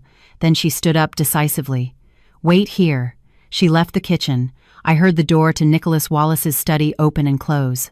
A few minutes later, she returned with a worn, leather-bound notebook in her hands. Nicholas's journal, she explained as she sat down again. He kept it for the last 10 years. I found it in the safe after the funeral, but I couldn't bring myself to read it. Until today. She opened the notebook, flipped through a few pages, and stopped at an entry. Here it is, she said, handing me the open journal. Nicholas's tight handwriting read, the 15th of April 2018. I saw the boy today. From a distance in the park. She was walking with him. I didn't dare approach. He looks so much like Leo as a child. The same curls, the same look from under his brow. My heart aches to think that I will never be able to hold him in my arms, tell him I am his grandfather, that I will never be a part of his life. This is my punishment. For a moment of weakness for betraying Eleanor for everything. I must bear this cross. But the boy is not to blame. He should not pay for my mistakes. I must devise something, some way to help him without destroying my family. Perhaps through a foundation anonymous donations. Claire is proud. She would not accept direct help. But maybe if it is through third parties. I turned the page. The 20th of April 2018. I spoke with Leo about children. He told me he and Sophia are still trying, but the chances are minimal. I saw the pain in his eyes, his feeling of inadequacy. I wanted to tell him about the boy that he has a half-brother, but I didn't dare. It would kill him to know that the father he admires betrayed his mother, to know that I have a son with another woman while he cannot be a father. It's better to take this secret to my grave, but the boy needs help. Tomorrow I will meet with a lawyer. I want to rewrite my will. Set aside a part of the inheritance in a special account. No names, no explanations, Just money that will be transferred to a certain account in the event of my death. I looked up at Eleanor. He knew. All this time. Yes, she nodded, and apparently he tried to do something, but he ran out of time. She took the journal from my hands, closed it, and placed it on the table. I must admit you are probably right, she said in a low voice. Sam is Nicholas's son, and therefore Leo's half-brother, a member of this family. I remained silent, waiting for her next words. Tomorrow you have that meeting with your sister, she continued. I want to be there. Are you sure? I asked cautiously. It could be a difficult conversation. I'm sure she nodded firmly. If Sam is really sick, if he needs help, we must provide it, but on our terms, not under the pressure of blackmail or forgeries. I looked at her with renewed respect.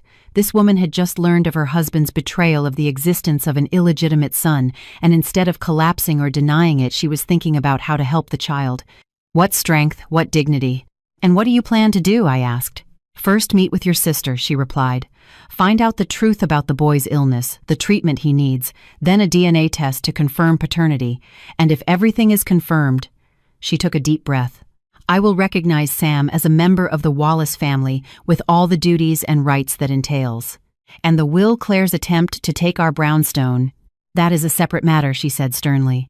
Forging documents is a crime, and I do not intend to let it go. But helping the child is separate from the punishment your sister deserves. Sam is not guilty of his mother's sins. I nodded, agreeing with her logic. Then we'll see you tomorrow at 11 at my friend Oliver's office. He's a lawyer. I jotted down the address on a piece of paper. Claire will be there. I'll be there too. She was silent for a moment, then added, Now, if you don't mind, I need to be alone. To process all of this, I stood up from the table. Of course. Thank you for listening to me. And I'm sorry I had to bring you this news. You did the right thing by coming. She walked me to the door. The truth is always better than ignorance, even when it hurts. At the door, Eleanor suddenly hugged me tightly, a maternal gesture. Leo loved you, she said in a low voice with all his heart. You were the light of his life. Don't ever forget that. I know, I whispered, tears running down my cheeks. And I loved him. Always. Walking down the stairs instead of taking the elevator, I tried to sort out my thoughts. The conversation with my mother-in-law had not been what I expected. Eleanor showed a strength and nobility that I had always sensed in her, but which I did not expect to see in such a situation. Tomorrow would be the meeting with my sister. And that would no longer be a chat between sisters, but a face-to-face between two adult women, one of whom had crossed every possible line. I went out into the street. The rain had stopped, but the air was still damp and cool. I took a deep breath, feeling the coolness fill my lungs. For the first time in a long time, I felt something like calm, as if part of the weight I had been carrying these past few days had been lifted from my shoulders. Tomorrow, everything would be resolved. Tomorrow, I would know the truth about my sister, her motives, Sam's illness, and tomorrow I would do whatever was necessary to protect Leo's memory and at the same time help an innocent child. I hailed a cab and gave the address my home in downtown Boston, the home that Leo and I had turned into a refuge, a fortress, the same home I now had to defend from the ambitions of my own sister. On the way, I called Oliver. Hi, Eleanor will be at the meeting tomorrow. You told her everything. His voice sounded surprised. Yes, and she's an incredible woman, Oliver, stronger than I thought. What did she say? That she's willing to help Sam if he's really Nicholas Wallace's son, but she has no intention of letting the document forgery slide. Very sensible, Oliver approved. Tomorrow will be an interesting day. Yes, I agreed. Very interesting. I hung up and leaned back in the taxi seat. Outside, nighttime, Boston scrolled by. The lights of storefronts, the headlights of cars, the silhouettes of people hurrying home. A typical spring evening in the big city. Life went on despite everything. And mine would continue too. Without Leo, but with his memory in my heart, and perhaps with his half-brother who needed my help. After all, family is not just about blood. It's a choice we make every day, the choice to love, to support, to protect those we care about. And tomorrow I would have to make that choice, perhaps the most important one of my life. The morning dawned clear and crisp. A typical Boston spring. The sun was warm, but in the shade you could still feel the breath of the departing winter. I got up early, long before the alarm. In truth, I had hardly slept. I spent the night tossing and turning, rehearsing the conversation with my sister in my head, imagining different scenarios, choosing my words. What would I say? How would I look her in the eye? Where would I start this impossible dialogue?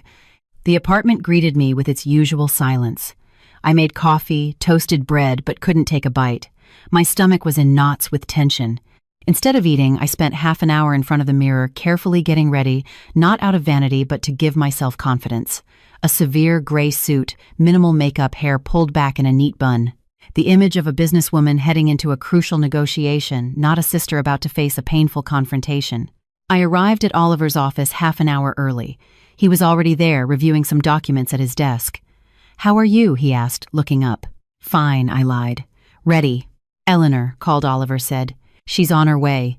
We haven't heard from your sister." "She'll come," I stated confidently. "She has too much at stake." We went over the strategy for the meeting. Oliver suggested not showing all our cards at once. First, let my sister speak, let her state her claims. Then calmly dismantle her arguments with Leo's medical documents. And only then, when she had no way out, present the evidence of her relationship with Nicholas Wallace. "We need her to admit it herself," Oliver said.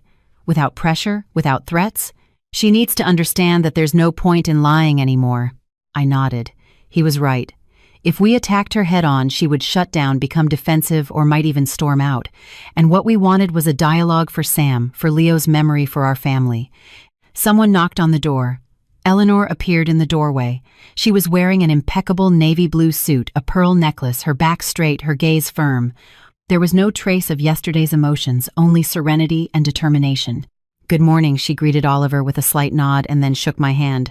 "I'm ready." We sat around the conference table, she and I on the same side, leaving Oliver at his desk, feigning neutrality. At precisely 11 o'clock, the door opened and my sister walked in. I hadn't seen her since Sam's birthday just a week ago, but it felt like an eternity. She looked haggard, with dark circles under her eyes that makeup couldn't hide. Her usually well-kept auburn hair was pulled back in a simple ponytail. She was wearing jeans, a t-shirt, and sneakers, nothing like her usual stylish self. When she saw Eleanor, she froze in the doorway. "What is she doing here?" she asked, her eyes fixed on me. "Sit down, Claire," I said calmly. "She has as much to do with this conversation as you do." My sister shifted uneasily in her chair, gripping the edge of the table. "Fine." Her voice was barely a whisper. "Sam is Nicholas's son." I knew from the beginning, but I couldn't say it. How could I look my own sister in the eye and confess that I was sleeping with her father-in-law? She covered her face for a moment, breathing raggedly. Then she continued. "At first, I thought it was just a passing affair. Nicholas treated me with an attention no man had ever given me before. I was lonely, recently divorced, humiliated. He was cultured, generous. He made me feel special. When I got pregnant, I panicked. I told him, and he asked me to keep quiet. He promised to help me, but it was all just words. He never gave me anything directly, and I was left with a child and with debts." Eleanor listened motionlessly, her jaw tight, but she didn't interrupt. "When Sam got sick, my sister sobbed. The expenses became unbearable.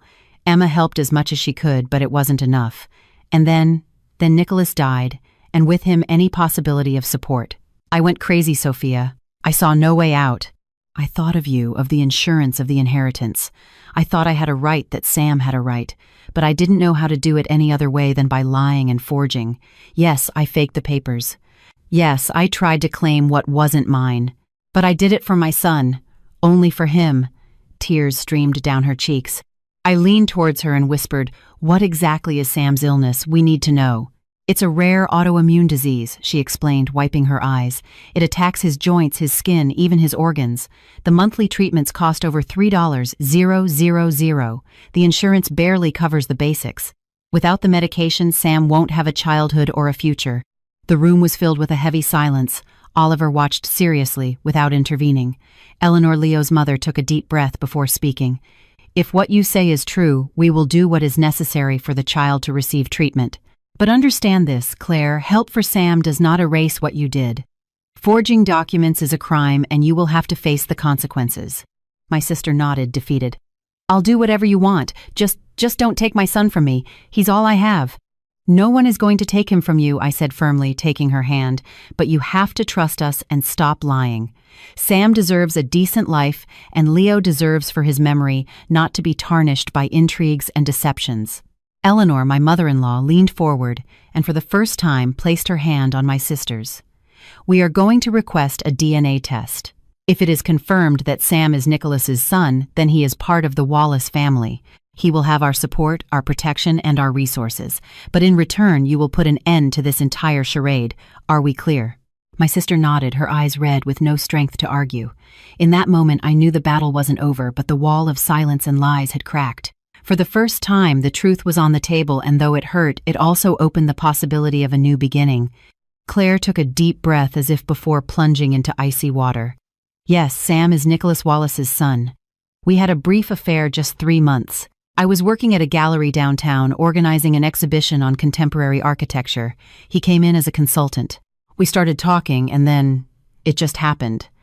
I didn't plan it, I didn't seek it out, if that's what you're thinking." "I'm not thinking anything," Eleanor replied evenly. "Just continue." "When I found out I was pregnant, I told him immediately. He was in shock. He offered me money for an abortion, but I refused. I had always wanted a child. At that point, he agreed to help me financially, but on the condition that no one ever knew he was the father. He had a reputation, a family, a status in society." "And you agreed?" Eleanor asked. "Yes," Claire nodded. "It suited me too. I started dating Mark. He agreed to recognize the child as his. Nicholas made monthly transfers to a special account for Sam's education, we called it. Everything was fine, until Sam got sick. I finished for her." Claire nodded, wiping away tears. 3 months ago, autoimmune hepatitis, a rare disease that requires expensive, lifelong medication. Insurance covers almost nothing. I went to Nicholas for help, but he died," I said again. "Yes," Claire lowered her head. "A heart attack. I was desperate. The money in the account was running out. Mark had been gone for a long time, not paying child support. I tried to go to the insurance company, claiming Nicholas had left part of his policy for Sam. I forged documents, but they doubted the will's validity and started an investigation. And then you decided to focus on Leo. It wasn't a question.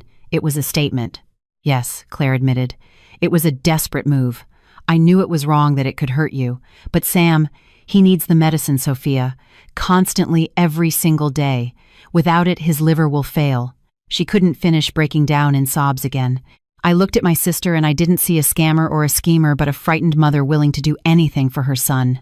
I was flooded with conflicting emotions, anger at her lies, compassion for her situation, pity for Sam, confusion at this whole mess. "How much does the treatment cost?" I asked, keeping my voice steady. "About $3,000 a month," Claire replied, wiping her tears, "plus regular checkups, tests. I sold my car, I went into debt, but it's not enough." Eleanor nodded as if making a decision and turned to me. "Sophia, what do you think about setting up a trust fund for Sam, for his treatment and education? I can contribute an initial sum from my savings, and then we can maintain it each month. Me and you, if you wish." I looked at her with surprise and admiration. This woman had just discovered her husband's betrayal and the existence of his illegitimate child yesterday, and today she was already proposing financial aid. What strength! What nobility! "I agree," I nodded. "It's the right decision. But with one condition," Eleanor continued, addressing Claire. "You will officially renounce all claims to Leo's inheritance. You will admit that the will was a forgery, and you will agree to a DNA test for Sam to confirm his parentage with Nicholas." Claire looked bewildered, glancing from me to my mother-in-law and back. You'll help Sam, after everything I did." "Sam is an innocent child," Eleanor said firmly. "He is not to blame for the mistakes of adults. And if he is truly Nicholas's son, then he is part of the Wallace family, and we take care of our own." "And you won't report me to the police?" Claire asked hopefully. "That depends on you," Oliver intervened. "If you cooperate, admit your guilt, and renounce any claim to the inheritance, it's possible we can resolve this without involving the authorities." Claire covered her face with her hands, her shoulders shaking with sobs. "I accept," she whispered. "I accept everything. Just please help Sam." I walked around the table, sat next to my sister, and put my arm around her shoulders. "Claire, why didn't you come to me from the beginning? Why all these intrigues, lies, forgeries? Did you really think I wouldn't help Sam if I knew the truth?" "I was scared," she whispered. "Scared of your judgment. Scared you would hate me for being with your father-in-law. Scared everyone would find out and Sam would grow up branded as an illegitimate child." "Nonsense." I held her tighter. "Sam is a wonderful boy whom I love with all my heart, and he is not to blame for what happened between the adults." Eleanor cleared her throat. I propose we draft an official agreement. Sophia and I will cover the costs of Sam's treatment and education. In return, you, Claire, will acknowledge that Sam is not Leo's son and renounce any claim to his inheritance. Furthermore, you will agree to the DNA test to confirm Nicholas Wallace's paternity. Agreed, Claire nodded, wiping her tears. And one more thing, Eleanor added. I want to see Sam regularly. If he is truly Nicholas's son, then he is my grandson, and I want to be a part of his life. Claire nodded again, unable to speak. Then it settled. Eleanor turned to Oliver. Can you prepare the necessary documents? Of course. He was already pulling forms from a drawer. This will take a little while. Would you ladies like some coffee? We accepted. Oliver left to ask his assistant to bring the drinks. A heavy, awkward silence filled the office thick with unexpressed emotions. Claire, I broke the silence. Why Nicholas? How did it all happen? My sister shrugged. I don't even know myself. He was different, not like the guys my age who only think about themselves. Smart, cultured, attentive. He knew how to listen. He made me feel special. It didn't last long, but... Did you love him? Eleanor asked suddenly. Claire looked at her frightened. No. I mean, not in the way you think. He was a mentor, a friend. Romantic feelings just happened. But I knew he had a family, that it wouldn't be forever. Eleanor nodded as if receiving confirmation of something she already knew. Sam looks like him, she said quietly. The same eyes, that same sidelong glance. Leo was exactly the same as a child. I noticed the resemblance, Claire confessed, but I thought no one else would see it, that everyone would believe the story with Mark. And does he know? I asked. Mark, I mean, that he's not Sam's father. He suspects, I suppose, Claire shrugged. We never talked about it. He just disappeared from our lives when Sam was 3. Since then, he calls once every 6 months, sometimes sends money. Oliver returned with a tray holding 4 cups of coffee and a small plate of cookies. We drank in silence, each lost in our own thoughts. Sam doesn't know, Claire said suddenly, about his real father. He thinks Mark is his dad, just a very busy one who rarely visits. What should I tell him? When he's older and starts asking, tell him the truth, Eleanor replied. At the right time, in the right way. But the truth. Lies never bring any good, Claire. You should have learned that lesson. Claire lowered her head. I know. Forgive me for everything. I cannot forgive you now, Eleanor said calmly. Perhaps in time. But I can and will help Sam. It is not the same thing. I understand, Claire murmured. Oliver returned with the prepared documents, and we spent the next hour discussing the details of the agreement. According to it, Claire officially renounced all claims to Leo's inheritance, acknowledging that her statement about his paternity was false. In return, Eleanor and I committed to creating a trust fund for Sam, from which his treatment, education, and other needs would be paid. Claire agreed to the DNA test to confirm Nicholas's paternity and, most importantly, pledged not to interfere with Sam's relationship with Eleanor or me. When the last signature was penned, I felt a strange sense of relief, as if a huge weight I had been carrying on my shoulders for the past few days had suddenly disappeared. Not completely, of course. A part of it will always remain with me, a memory of losing Leo. But at least this problem was solved, and in the best possible way. I want to see Sam, Eleanor said when we were done with the paperwork. As soon as possible. Of course, Claire nodded. He's at my mom's house right now. I can bring him over this afternoon or tomorrow. Today, Eleanor said decisively. And Sophia will come too. We need to start building a relationship again. All of us together. I nodded. Agreed. It was the right thing to do. Not to postpone, not to let the wounds fester, but to start a new chapter immediately. When we left Oliver's office, it was drizzling again outside. Claire said a clumsy goodbye, avoiding my eyes. Sophia, I'm so ashamed. I don't know if you'll ever be able to forgive me. I don't know, Claire, I answered honestly. I need time. But for Sam, for our parents, for Leo's memory, I'll try. We hugged awkwardly like strangers. So many years together, and now a chasm between us, one that we might never fully cross. Claire left, and Eleanor and I stood under the awning watching the drizzle. And now what? I asked. Now we live, she answered simply. We raise Sam, help him, love him. It's the only thing we can do. It's the only thing that matters. I nodded, feeling a lump in my throat. Eleanor suddenly hugged me, tightly with a mother's tenderness. You're strong, Sophia. Leo would be proud of you, and I am. I buried my face in her shoulder, finally letting myself cry, not from pain or anger, but from relief. relief that the worst was over, that now we could start anew. We stood like that for a long time, two women united not by blood, but by shared loss, shared pain, and shared hope. Two women who had just made a difficult but right decision, two women ready to build a new family on the ruins of the old one. The rain intensified, but we didn't notice. Ahead of us was the afternoon and a meeting with Sam, the first of many to come. The first step on a long road to healing. The afternoon turned out to be quiet and warm, an unexpected gift from the capricious Boston spring. I stood by the window of Eleanor's apartment watching the last rays of sun paint the rooftops of Beacon Hill gold. From the kitchen came clattering sounds. Eleanor was preparing a feast for Sam. I could hear the clinking of cups, the rustle of candy bags, the thud of the refrigerator door. Eleanor was nervous, though she tried to hide it. I noticed it in her small, hurried movements, so unlike her usual composed manner. I was nervous too. Today we would see Sam for the first time not as a nephew or an acquaintance, but as a close relative, a family member, Nicholas's grandson. How would the boy react to a new grandmother and a new dynamic with his aunt? What had Claire told him about the visit? How much truth can a 5-year-old child understand and accept? The doorbell interrupted my thoughts. Eleanor came out of the kitchen, nervously adjusting her hair. "They're here." I nodded, and together we went to open the door. In the doorway stood Claire, holding Sam's hand. The boy was wearing a button-down shirt and trousers, his hair neatly combed, his shoes shined. In his hands he held a small bouquet of violets, clearly picked from a nearby park. "Good afternoon," he said, seriously extending the bouquet to Eleanor. "This is for you. Mommy said you're my new grandma." Eleanor stood motionless for a moment, then knelt to his height. "Hello, Sam. Thank you for the flowers, they're beautiful. Yes, I am your grandmother. You can call me Grandma Ellie if you like."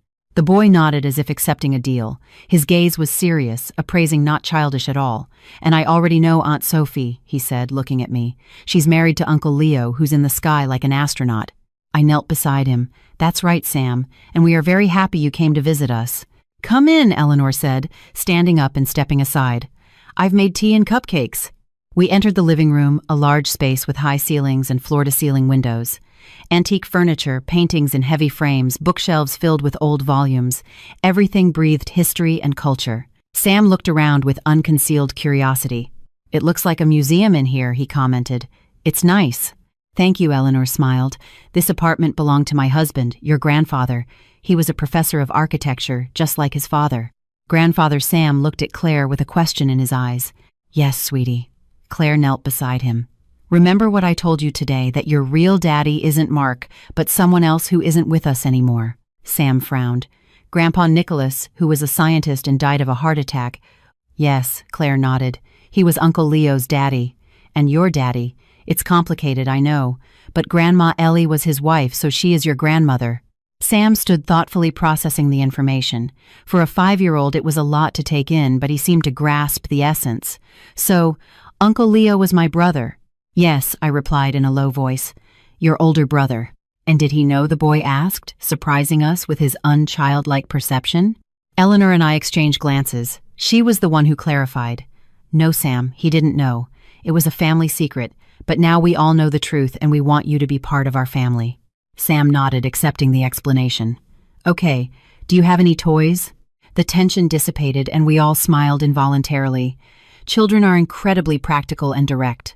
After resolving complex issues of kinship and family secrets, Sam returned to the most important matter for a 5-year-old.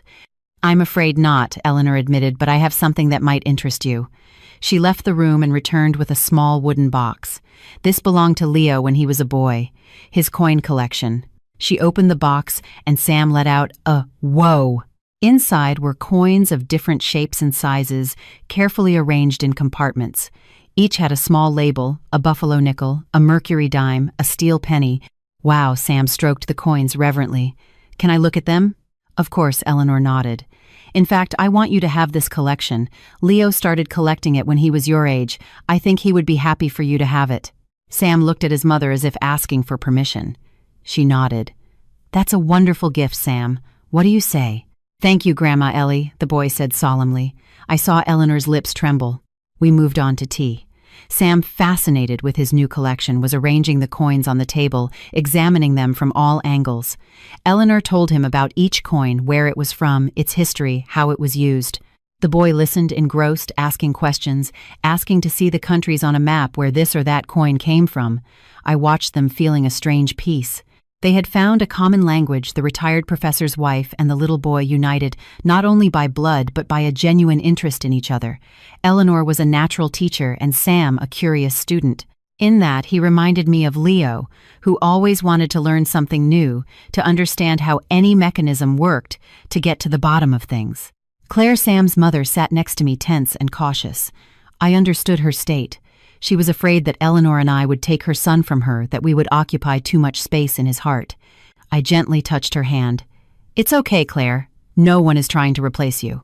We just want to be part of his life." She smiled faintly. "I know. It's just, all of this is so unexpected. Just yesterday I was desperate, not knowing how to get the money for his medicine. And today, Sam has a new family that wants to help him. It feels like a fairy tale." "Not exactly a fairy tale," I shook my head. "It's more like setting things right. Sam was always part of the Wallace family, we just didn't know it."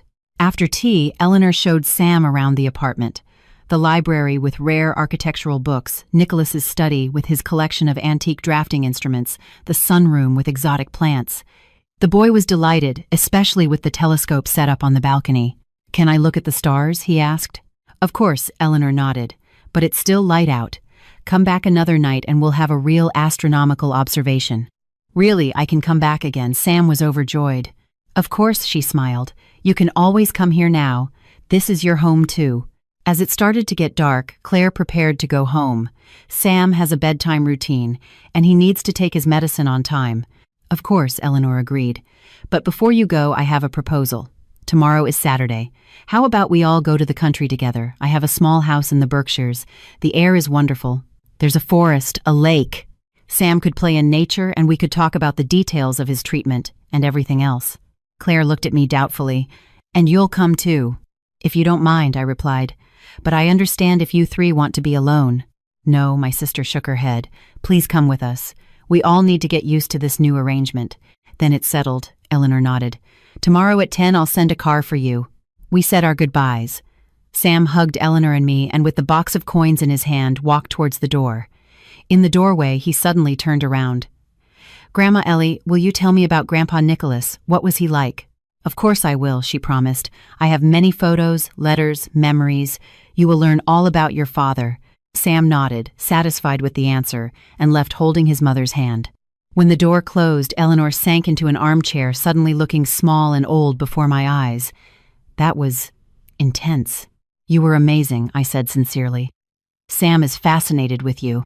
"He's a wonderful boy," she whispered, "so intelligent, so curious, just like Leo as a child. The same eyes, the same gaze, and he looks so much like Nicholas. I see it so clearly now." I sat beside her. "Are you really ready to accept him into the family after everything Claire did?" "Yes," she replied firmly. "Sam is Nicholas's son, a part of my husband that is still alive, and he is Leo's brother whom we both lost. How could I turn my back on him?" "And what about Claire?" I asked cautiously. "Will you be able to forgive her?" Eleanor was thoughtful. "Not now. Maybe in time. But I can coexist with her for Sam's sake. That's the most I can do for now." I nodded, understanding her feelings. Claire's betrayal was still too fresh, too painful to simply forget. But for Sam, we were all willing to make compromises. "And now what?" I asked, repeating the same question from yesterday. "Now we build a new family," Eleanor answered. "Not like the one before, but a family nonetheless, with Sam at the center." I nodded in agreement. We had a long road ahead of us, Sam's treatment, strengthening the relationships between all the members of this strange new family, legal matters related to inheritance and recognition of his parentage. But today, we took the first step. And it was successful. On the way home, I felt a strange calm, as if a part of me broken by Leo's death was slowly beginning to heal. Not completely, of course, that wound would never fully heal. But now I had a new purpose, a new meaning, to help raise the boy who was my husband's brother, to preserve Leo's memory for Sam, to tell him what a wonderful person his older brother was. I entered our brownstone empty silence saturated with memories of Leo. Before that silence weighed on me, crushed me. Now I perceived something different in it, serenity, peace, acceptance. Leo was gone, but a part of him lived on in Sam, and I would take care of that child as if he were our own son. I went to our photo on the mantelpiece. You know, I whispered, touching the glass, your brother is incredible. Just as smart and curious as you. I'm sure you would have been great friends. I will take care of him, I promise. He will know what a wonderful person his older brother was. Was it my imagination, or did Leo's photo seem to brighten a little? Of course, it was just a trick of the light. But in that moment, I felt his warm, approving, encouraging presence, as if he were telling me, you're doing everything right. I'm proud of you. I smiled through my tears. Ahead of me was a new day and a new life full of unexpected turns, difficulties, and perhaps joys, a life in which I was no longer alone. Tomorrow we would go to the country, walk in the woods, breathe fresh air, watch Sam play by the lake. We would talk about his treatment, his future, our new family. We would learn to live on with the memory of those we lost and the care of those who remained. And perhaps that was the great lesson of this whole story. Family is not just blood or documents or a common surname. Family is the choice we make every day. The choice to love, to forgive, to support. The choice to be there no matter what. I had made my choice, and I would follow it to the end. 1 year later, Eleanor's country house in the Berkshires was bathed in the June sunlight. The apple trees in the garden had already bloomed, their white petals falling to the ground like snow in midsummer. From the porch, you could hear childish laughter. Sam was playing with a new building, set a gift for his 6th birthday. I sat in a wicker chair with a book, glancing at the boy from time to time. He had grown in that year, gotten stronger, his cheeks rosy. Regular treatment, fresh air, good food, and above all, the love and care of our unusual family had worked their magic. The disease had gone into remission. Not completely, of course. Sam still needed medication, but the doses were smaller and the doctor's prognoses had become optimistic. Eleanor came out of the house with a tray holding steaming cups of tea and a blueberry pie. She had taken up baking over the past year, finding a strange comfort in the kitchen. "Tea is ready," she announced. "Sam, go wash your hands." "Coming, Grandma Ellie." The boy carefully set down his building set and ran towards the house. "I helped Eleanor set out the cups," Claire called. "She and Oliver will be here around 4. "Perfect," my mother-in-law nodded. "I've made up a room for them." "And for your parents, too. They're coming tomorrow, right?" "Yes." Dad took the weekend off specifically to spend all of Sunday with Sam. He wants to teach him to play chess. So much had changed in our relationship.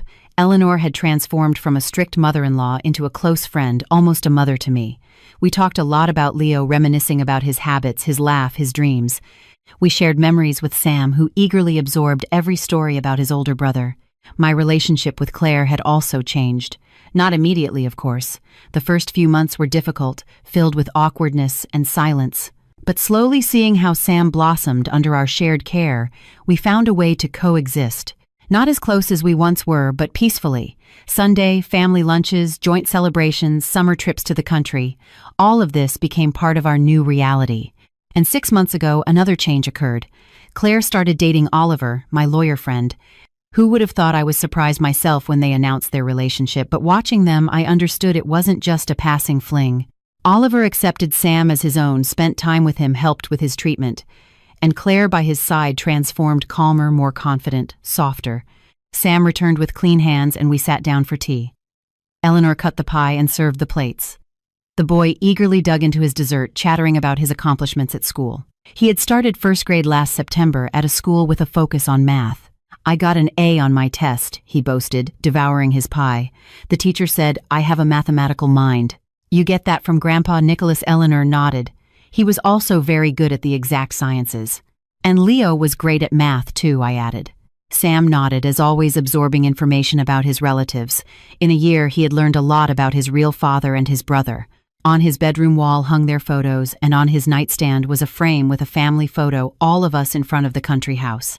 Eleanor, me, Claire, my parents, Oliver, and in the center, Sam grinning from ear to ear with a chessboard in his hands, his new passion. "When I grow up, I'm going to be an architect, like Grandpa and Uncle Leo," Sam announced, licking his spoon. "I'm going to build beautiful houses."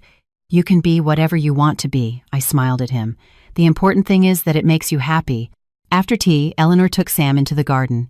They had planned a salt crystal growing experiment, part of the educational program the grandmother had designed for her grandson. I stayed on the porch listening to their voices, one childish, clear and cheerful, the other soft with a teacher's intonations. My gaze fell on the photo of Leo on the table. I always carried it with me wherever I went. A year had passed, but the pain of loss hadn't completely disappeared. It had just become quieter, deeper, more serene. I had learned to live with it like living with a chronic illness, not letting it define your whole life, but never forgetting it's there. The phone rang. It was Professor Morales's number, my new friend, partner. It was hard to define.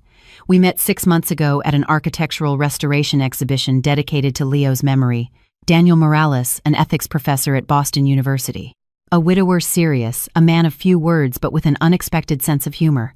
We started going out first just as friends to exhibitions to the theater, then we started calling each other almost every day.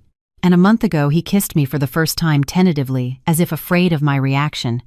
I wasn't ready for a new relationship. Maybe I never would be completely. But life went on and I felt that Leo wouldn't have wanted me to be alone. "Hello," I answered, moving towards the edge of the porch. "Hi." Daniel's voice was warm. "How are you? How's Sam?" "Everything's perfect," I smiled. "Sam is growing crystals with Eleanor. Claire and Oliver are coming for dinner, my parents tomorrow. A full house." "I'm glad to hear that." There was a sincere warmth in his voice. "Do you want some company? I could come up tomorrow?" "Yes." "Come," I interrupted, surprised by my own decision. "Everyone would be happy to see you, especially me." We chatted for a few more minutes, arranging the details of his visit. When I hung up, I noticed Eleanor standing beside me. "Daniel?" she asked with a slight smile. "Yes," I nodded. "He's coming tomorrow, if you don't mind." "Of course I don't mind." She squeezed my hand. "He's a good man, Sophia, and Leo would be happy that you're not alone." I nodded, feeling a lump form in my throat. Eleanor, more than anyone, understood my feelings. She herself had gone through the loss of her husband. She had learned to move on, to find joy in caring for her grandson, in new interests and activities. "You know," she said thoughtfully, "sometimes I think none of this was a coincidence. Claire, Sam, even Nicholas's affair. As if some higher power knew Leo would leave us early and prepared a consolation for us. A child in whom a part of Nicholas and Leo lives on." I had never thought of it that way, but there was a strange logic in her words. Sam had truly become the center of our new life, the reason we all came together, overcoming grudges, jealousy, and betrayal. "Maybe you're right," I agreed. "In any case, I'm grateful that we have Sam, and that we have each other."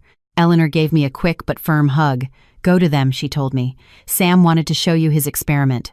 I went into the garden where Sam was working over a jar with a saline solution, carefully lowering a thread with a seed crystal into it. "Aunt Sophie," he exclaimed when he saw me. "Look, my crystal has started to grow. Grandma Ellie says it will be big in a week." I knelt beside him, admiring his creation. "That's great. You're a real scientist. Like Grandpa Nicholas." "Yes," he said proudly. "Grandma told me he loved experiments too." "That's right. And do you know who's coming tomorrow, Professor Daniel, my friend? He's a scientist too, but he studies human actions, not crystals. Ethics." I know, Sam nodded. "Mommy said you like him. And that's good, right? So you're not lonely." I smiled, surprised by his childish frankness and wisdom. "Yes, Sam, it's good. Although I'm not lonely. I have you and Grandma Ellie and your mom and my parents." "But it's different," the boy said seriously. "Uncle Leo wanted you to be happy. He always said so when he picked me up from daycare, that the most important thing was for his Sophie to be smiling." I froze. "Leo picked you up from daycare?"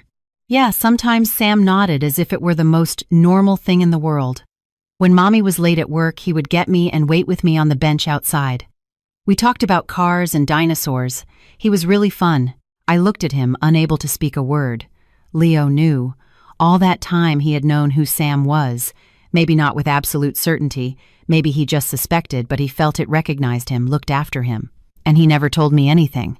To not hurt me, to not force me to choose between him and my sister. "Aunt Sophie, are you crying?" I touched my cheek and felt the tears. "No, sweetie," I smiled through them. "Just got something in my eye. Tell me more about your experiment." Sam enthusiastically returned to his explanations, and I listened, thinking about Leo, about his kindness, his wisdom, his ability to love unconditionally without asking for anything in return. Evening was falling. The sun was approaching the horizon, painting the garden in golden hues. In the distance, the sound of a car engine. Claire and Oliver were arriving. Sam abandoned his experiment and ran to greet his mother. I remained on the bench watching the sunset. A year ago, standing in front of my husband's freshly dug grave, I thought my life was over. that without Leo, there would be no more joy, no meaning, no future. I was wrong. Life went on complicated, confusing, sometimes painful, but still beautiful, full of unexpected turns, new discoveries, surprising bonds. I didn't know what tomorrow would bring. If Daniel would become an important part of my life, or remain just a friend. If Sam would fully recover, or if the illness would always be with him. If Claire and Oliver's relationship would become something serious. If Eleanor and Claire would ever truly forgive each other. But I knew one thing, whatever happened, we would face it together. Our strange, imperfect, but strong family. I got up from the bench and went to greet the guests. An evening full of conversations, laughter, and plans for the future awaited us. Life awaited us. The same life about which Leo always said, Sophie, life is beautiful even when it's terrible. Sometimes you just have to look at it from a different angle. I smiled, looking at the setting sun. He was right, as always. Life is truly beautiful even when it breaks you, when it tests you, when it takes away what seemed irreplaceable. You just have to learn to look at it from a different angle and find the strength to move on with the memory of the past, but with a heart open to the future. That was what I planned to do, day by day, step by step. For me, for Sam, and for Leo, who would have wanted his Sophie to be smiling. And I was smiling through the tears, through the pain, through everything I had been through, because I knew that love is stronger than death, stronger than betrayal, stronger than deceit. And as long as we are capable of love, we are alive, truly alive. And if this story has also touched your heart, don't forget to give it a like and subscribe to our channel. Your support inspires us every day to continue sharing new and exciting stories. On the main screen, you can already find our next story. We wish you all the best and much happiness in your life.